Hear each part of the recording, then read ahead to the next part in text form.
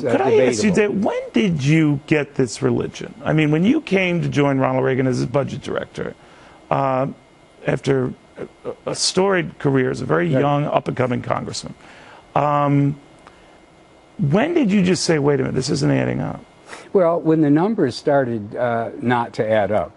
And when you presented that to Ronald Reagan, what did he say? Well, I mean, I laid that out in my first book. He just didn't want to believe it, and he thought quickly it would get better when the recovery came. The recovery came. The deficit was still $200 billion. But the boom more than offset the concerns about the deficit, no, right? It didn't. I mean, well, that was the argument. Yeah, that was the argument at the time, but it led to the very terrible legacy that deficits don't matter. Cheney actually said it explicitly. The Republican rank and file adopted it. I don't know if they really believed it, but it was convenient. Well, what's worse, to build deficits based on tax cuts, if that's your argument, or excessive spending? There is no way that a deficit... There is no good red, right? No, there is no way that a deficit doesn't become a tax increase sometime down the road. We are burying the next generation in debt. They will have to service that. We're burying it with only a select few. We're taxing more.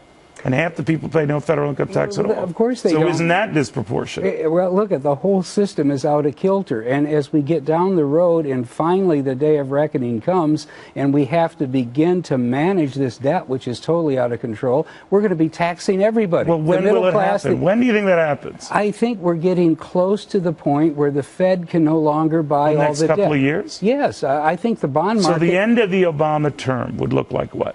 You know, some major dislocation. The bond market right now is... Well, major dislocation, a market tumult, depression? I think we're in the biggest bond market bubble in history. And it's being held up by fumes because the few people left believe the Fed will keep buying, keep propping everything up. But the minute they lose confidence that the central bank can print our way into permanent salvation... Then what? They will start selling the bond, and others will sell the bond, and there will be no bid, and there will be a crescendo. Well, where will that money that siphons away from us go? It gets liquidated. This is all debt on debt. Nobody owns the bond. They borrowed 98 cents to buy it. And it's not as if the U.S. loses money interest and it goes to China or goes somewhere else. No. I mean, this is a giant Ponzi scheme. It really is. It's just debt on debt on debt. Nobody really has any equity left in this system anymore. So why don't we just do an Argentina and just declare bankruptcy like they did? Well, I don't think the largest economy in the world can easily declare bankruptcy or default on its sovereign debt. Well, what do you think of our defense to keep our AAA rating? The defense is, well, we can always print money. That's why we have a AAA rating. Well, if that were true, then I don't know why we've been working so hard all these years to save, to sweat, to build, to produce, to work. If it was so easy that you can just have a central bank, print enough money for everybody, drop it out of a helicopter, and tell people, pick it up once a day and party on. You know that isn't workable. You know that is kind of crazy economics, but effectively that is where the Fed is taking us today. Do you think, though, that the reaction you're getting from Republicans who are really pissed at you, Democrats who say you're just heartless and callous, and even your old Wall Street friends who say you're just, you know, crying fire in a crowded theater. How do you feel about all that? Well, you know, I sort of let the chips fall where they may, okay, because it's all part of the same syndrome. There are a lot of people who don't believe that this bubble on Wall Street today, we're at a point where we were 13 years ago, same point, dot-com crash, they reflated it under Greenspan, got there in 2007, 2008, crashed again.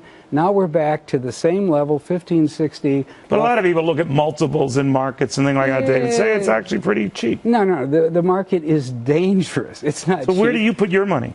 In the mattress or under it, really? As the case may be. No, I think it is unsafe to be in these markets. All the risk markets are basically being inflated by the Fed. They're all trading on the Fed. They're not discounting future earnings, whatever they say about the multiple. If the Fed put out a sign that said, gone fishing for 6 weeks, there would be calamity in the markets because everybody who comes on daily to tell you buy, buy, buy, why?